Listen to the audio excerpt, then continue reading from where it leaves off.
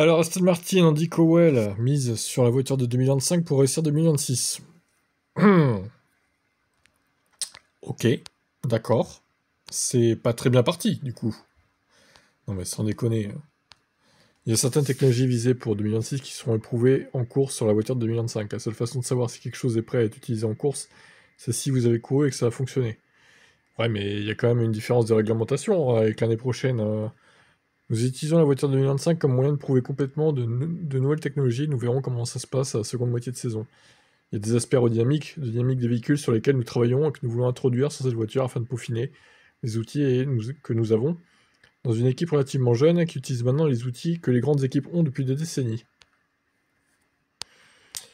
Ouais.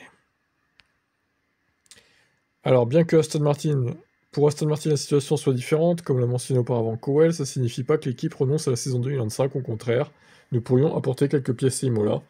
Nous avons un peu de temps pour décider si c'est la bonne chose à faire ou non. Nous avons des pièces différentes pour Monaco, mais probablement tout le monde en a parce que Monaco c'est un peu unique.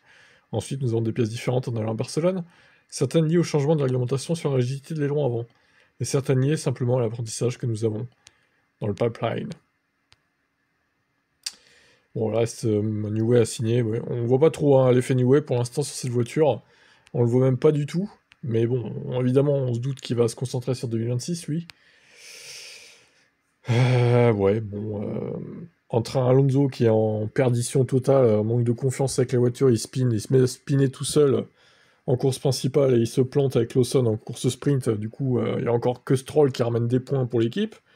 Ça commence à faire beaucoup, là.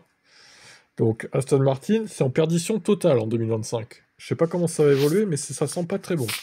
Quel est votre avis ?